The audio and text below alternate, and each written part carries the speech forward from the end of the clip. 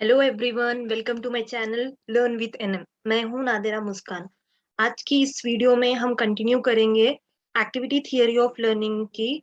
ये philosophical perspective of education का एक सब्जेक्ट है जिसमें हम पढ़ रहे हैं एक्टिविटी थियरी ऑफ लर्निंग। मैंने महात्मा गांधी जी की एक्टिविटी थियरी ऑफ लर्निंग पर एक वीडियो पहले से बना दी है, जिसका लिंक मैं डिस्क्रिप्शन में डाल दूंगी। आप चाहे तो पहले वो देख ले। देन अब स्टार्ट करते हैं activity theory of learning Rabindranath Tagore की। सो सबसे पहले हम बात करते हैं थियरी क्या होती है। थियरी होती है ideas intended to explain something specially based on general principles. क्या होती है थियरी? थियरी होती है कुछ आइडियाज जो बेसिकली बेस्ड होते हैं किसी के प्रिंसिपल्स पर या बिलीफ पर। Activity theory of learning. अब आपको थियरी का मीनिंग तो समझ आ गया। अब ये एक्टिविटी थियरी ऑफ लर्निंग क्या है? एक्टिविटी थियरी ऑफ लर्निंग एक थियरी है जो हमें बताती है कि लर्निंग कैसे की जाए। और ये किसकी थियरी है? रविंद्रनाथ टैगोर की। मीन्स हम पढ़ रहे हैं रविंद्रनाथ टैगोर के बिलीव्स और प्रिंसिपल्स। उनके क्या बिलीव्स थे, क्या प्रिंसिपल्स थे लर्निंग को लेकर।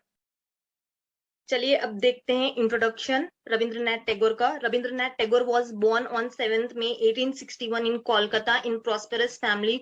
रविंद्रनाथ टैगोर का जन्म 7 मई को हुआ था 1861 में इन कोलकाता प्रॉस्पेरस फैमिली में। प्रॉस्पेरस फैमिली मींस एक सक्सेसफुल फैमिली, या फिर हम कह सकते हैं जो रिच फैमिली, अमीर फैमिली।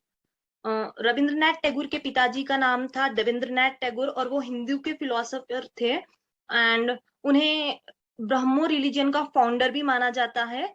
अब बात करते हैं, he is known as bard of Bengal. Bard का मतलब होता है कंपोजर, सिंगर, पोएट और a person who traditionally recite epic verses. He was a philosopher, poet, musician, writer, philanthropist, naturalist and spiritualist. So यहाँ पर हम देख सकते हैं रविंद्रनाथ टैगोर एक फिलोसोफर थे, poet, musician, writer, philanthropist means जो कम्युनिटी के लिए वर्क करता है, एंड नेचुरलिस्ट एंड स्पिरिचुअलिस्ट। चलिए अब देखते हैं रविंद्रनाथ टैगोर के अब देखते हैं रविंद्रनाथ टैगोर फिलोसफी के कुछ main points. First point, all round development.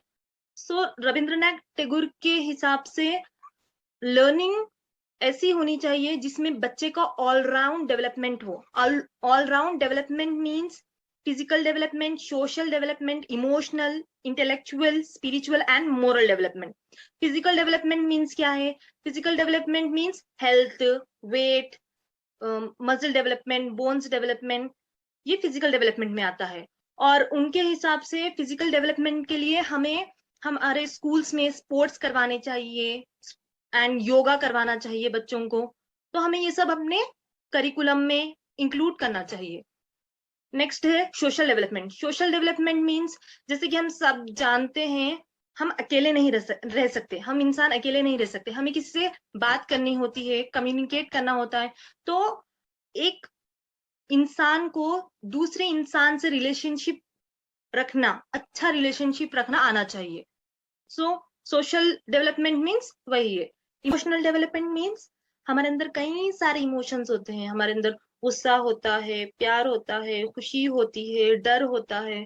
तो हमें ये इमोशंस को, अपने इमोशंस को समझना भी आना चाहिए और उसे कंट्रोल करना। ये नहीं कि हमें गुस्सा आ गया हम किसी पर भी निकाल दे। तो इमोशनल डेवलपमेंट मीन्स हम अपने इमोशंस को समझे भी और उसे कंट्रोल भी करें। Intellectual development means ability to think, हमारे सोचने और समझने की शक्ति। तो इसमें रविंद्रनाथ टैगोर जी ने इंटेलेक्चुअल मीन्स उन्होंने कहा है कि बच्चों को क्रिएटिव थिंकिंग की तरफ लेकर जाना चाहिए। बच्चे क्रिएटिव मैनर में सोचे। एंड इंटेलेक्चुअल इंक्लूड होता है language learning and memorisation, but Rabindranath Tagore ने स्ट्रेस दिया है क्रिएटिव थिंकिंग पर। स्पिरिचुअल डेवलपमेंट मीन्स आपके अंदरूनी अच्छाई। एंड मोरल डेवलपमेंट मीन्स बच्चे को पता होना चाहिए क्या सही है क्या गलत है। ऑनेस्टी, लॉयल्टी, ये सब किस में आएंगे? मॉरल डेवलपमेंट में। सो रविंद्रनाथ टैगोर ने कहा है लर्निंग ऐसी होनी चाहिए कि वो ऑलराउंड डेवलपमेंट करे बच्चों का। जैसे कि अभी हमने देखा physical, social, emotional, intellectual, spiritual and moral. अब बढ़ते हैं सेकेंड पॉइंट की तरफ। According to Tagore, nature is a great source of knowledge. तो यहाँ पर टैगोर कह रहे हैं कि नेचर एक ग्रेट सोर्स है नॉलेज का। ये यहाँ पर टैगोर अपोज्ड है वेस्टर्न सिस्टम ऑफ एजुकेशन के, वो बुकिश नॉलेज के अपोज्ड है, उन्हें वो खिलाफ है बुकिश नॉलेज के। बिकॉज ब्रिटिशर्स क्या कर रहे थे, जब वो लोग नॉलेज दे रहे थे, वो लोग नॉलेज किस लिए दे रहे थे? ओनली फॉर प्रोड्यूसिंग एडमिनिस्ट्रेटर्स, जो उनके लिए काम कर सके, जो उनके लिए मैनेज कर सके। सो टैगोर बहुत खिलाफ थे वेस्टर्न सिस्टम ऑफ एजुकेशन के। तो उन्होंने क्या किया, अपने व्यूज, अपने बिलीव्स को इम्प्लीमेंट करने के लिए उन्होंने एस्टैब्लिश किया शांति निकेतन एंड विश्व भारती। शांति निकेतन उन्होंने 1901 में एस्टैब्लिश किया एंड विश्व भारती उन्होंने 1921 में एस्टैब्लिश किया। अब देखते हैं third point, learning should be practical and based on activities with joy. So Rabindranath Tagore के हिसाब से लर्निंग बेस्ड होनी चाहिए टोटली प्रैक्टिकल लाइफ के ऊपर, रियल लाइफ के ऊपर। एंड जो भी हम पढ़ा रहे हैं वो हम एक्टिविटी के थ्रू पढ़ाए, और एक्टिविटीज भी ऐसी होनी चाहिए जिसमें बच्चे एंजॉय करें। ये नहीं कि हम कुछ भी एक्टिविटी लेकर बच्चों को पढ़ाना शुरू कर दे जिसमें बच्चे खुश ना हो। एक्टिविटीज ऐसी होनी चाहिए जिसे बच्चे एंजॉय कर सके। अब ऐसी एक्टिविटीज कौन सी होगी? फॉर एग्जाम्पल डांस हो गया, singing, music, art and craft, कुछ भी ले लें आप। अब बात करते हैं freedom to learner. Rabindranath Tagore के हिसाब से लर्नर को हमें फ्रीडम देनी चाहिए, स्टूडेंट्स को हमें इतनी फ्रीडम प्रोवाइड करनी चाहिए कि वो कुछ सीख सके। हमें डिसिप्लिन के नाम पर बच्चों की फ्रीडम को रोकना नहीं चाहिए, बच्चों की फ्रीडम टू थिंकिंग रोकनी नहीं चाहिए, हमें उनकी फ्रीडम छीननी नहीं चाहिए। अब बात करते हैं विदाउट स्ट्रेस। रविंद्रनाथ टैगोर ने कहा है कि हमें बच्चों को बिल्कुल स्ट्रेस नहीं देना, बिल्कुल प्रेशराइज नहीं करना है उन्हें अपने हिसाब से पढ़ने देना चाहिए। Next point, mother tongue should be medium of instruction. Rabindranath Tagore के हिसाब से बच्चों को उनके मदर टंग में समझाया जाए, बिकॉज बच्चे मदर टंग के साथ बहुत कंफर्टेबल होते हैं। अगर हम उन्हें मदर टंग में बोलने का मौका दें, वो अपने आप को बहुत अच्छे से एक्सप्रेस कर पाएंगे, अपने ओपिनियंस को, अपने व्यूज को। इस तरह से उनका ऑलराउंड डेवलपमेंट होगा। अब बात कर ली जाए, आप किस लैंग्वेज के साथ कंफर्टेबल होते हैं? अगर आपको कोई चीज समझनी है तो आप कौन सी लैंग्वेज में सुनना पसंद करेंगे? एब्सोल्युटली आप भी मदर टंग में सुनना पसंद करेंगे। यही बात रविंद्रनाथ टैगोर ने बताई है।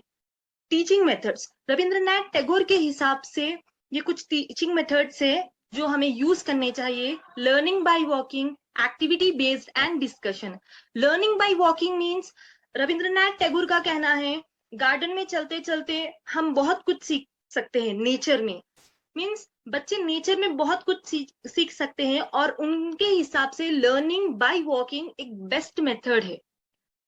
अब इसमें रविंद्रनाथ टैगोर ने कहा है हम एक्सकर्शंस के जरिए एंड फील्ड ट्रिप्स के जरिए, laboratory and social services, music, इन सभी की मदद से बहुत कुछ सिखा सकते हैं बच्चों को। अब बात करते हैं नेक्स्ट पॉइंट की, अपलिफ्टमेंट ऑफ सोसाइटी। सो रविंद्रनाथ टैगोर ने इसका भी ध्यान रखा है कि हमारी इंडिया पॉवर्टी में थी।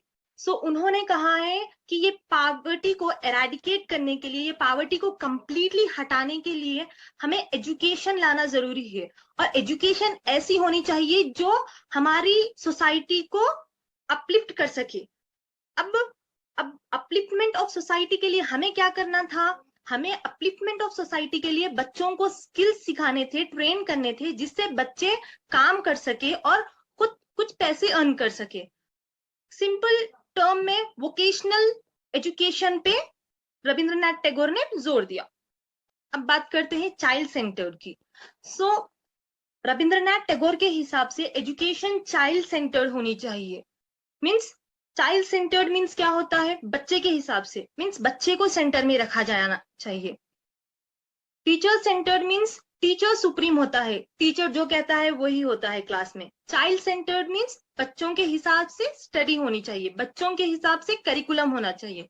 सो टेक्स्ट बुक सेंटर्ड भी नहीं कहा उन्हें, text book centred means text book के हिसाब से, टीचर सेंटर्ड मीन टीचर के हिसाब से, चाइल्ड सेंटर्ड मीन्स चाइल्ड के हिसाब से। यहाँ पर हम चाइल्ड को वैल्यू देंगे, चाइल्ड सुप्रीम है यहाँ पर, ओके। और एक पॉइंट उन्होंने यूनिवर्सल ब्रदरहुडनेस पे भी जोर दिया, ये एक पॉइंट लास्ट पॉइंट है। सो ये जो भी हम पढ़ रहे हैं फिलोसफी के पॉइंट्स, हमें ये अपने क्लासरूम्स में इंप्लीमेंट करने की कोशिश करनी चाहिए as a teacher. And Rabindranath Tagore ने यूनिवर्सल ब्रदरहुडनेस पे जोर दिया था, ये पॉइंट और है। एंड उनके हिसाब से रोल ऑफ द टीचर क्या है, उनके हिसाब से टीचर एक गाइडर है, जिन्हें जो बच्चों को गाइड करता है। ये हमने कुछ मेन इंपॉर्टेंट पॉइंट्स देखे हैं रविंद्रनाथ टैगोर की फिलोसफी में। चलिए जल्दी से एक बार क्विकली रिवाइज करें हमने क्या सीखा आज। रविंद्रनाथ टैगोर के हिसाब से लर्निंग कैसी होनी चाहिए, लर्निंग ऑलराउंड डेवलपमेंट करनी चाहिए बच्चों की, लर्निंग ऐसी होनी चाहिए जो प्रोवाइड करे all round development. All round development means physical, social, emotional, intellectual, spiritual and moral development. And ये डेवलपमेंट कहाँ पॉसिबल है, ये डेवलपमेंट नेचर में पॉसिबल है। सो बच्चों को नेचर से बहुत अच्छे से कम्युनिकेट करना चाहिए। अगर बच्चा नेचर में जाएगा, नेचर को ऑब्जर्व करेगा, अपने आप नई चीजें सीखेगा। हमें बच्चों को स्ट्रेस देने की जरूरत नहीं है, आपको ये पढ़ना है ये पढ़ना है। बच्चों को हमें फ्रीडम देनी चाहिए, डिसिप्लिन के नाम पर हमें उनकी फ्रीडम छीननी नहीं चाहिए। और हमें लर्निंग कैसी करानी चाहिए, लर्निंग हमें practical and real based learning करानी चाहिए। और ये लर्निंग किसके बेस्ड पर होनी चाहिए, एक्टिविटीज के ऊपर, और एक्टिविटीज जॉयफुल होनी चाहिए। Mother tongue should be medium of instruction, उन्होंने कहा है कि हमें बच्चों को मदर टंग में सिखाना चाहिए। टीचिंग मेथड्स, उन्होंने कहा है कि लर्निंग बाय वॉकिंग एक इंपॉर्टेंट एंड बेस्ट मेथड है। And activity based and discussion methods पे उन्होंने जोर दिया। अपलिफ्टमेंट ऑफ सोसाइटी पर भी उन्होंने कहा है कि हमें एजुकेशन ऐसी देनी चाहिए जो हमारी सोसाइटी को अपलिफ्ट करे, पॉवर्टी से निकाले। उसके लिए हमें बच्चों को स्किल्स सिखाने चाहिए और उन्हें ट्रेन कराना चाहिए, जिसके जरिए वो लोग कुछ कमा सके। एंड चाइल्ड सेंटर्ड हमारी एजुकेशन होनी चाहिए, चाइल्ड सेंटर्ड जो बच्चों के इर्द गिर्द घूमे, ना कि किसी टीचर के, ना ही टेक्स्ट बुक के। एंड उन्होंने यूनिवर्सल ब्रदरहुडनेस पे भी जोर दिया है। सो फ्रेंड्स, आज की इस वीडियो में बस इतना ही। मैं नीचे डिस्क्रिप्शन में गांधी जी की थियोरी का भी लिंक डाल दूंगी, आप लोग उसे भी पढ़िए। इन फ्यूचर मैं जॉन डेवी की थियोरी भी बनाऊंगी, वीडियो उस पर भी बनाऊंगी, सिंपल एंड इजी एक्सप्लेनेशन होगा उसका भी, आप लोग वो भी देख सकते हैं। एंड अगर आपको मेरा चैनल अच्छा लगा, आपको मेरे वीडियो समझ आ रहे हैं, तो प्लीज मेरे चैनल को लाइक कीजिए, शेयर कीजिए एंड सब्सक्राइब कीजिए। अगर आपको कुछ भी डाउट्स है या कुछ बोलना है तो आप कमेंट कर सकते हैं। तो थैंक यू, आज की इस वीडियो में इतना ही, बाय।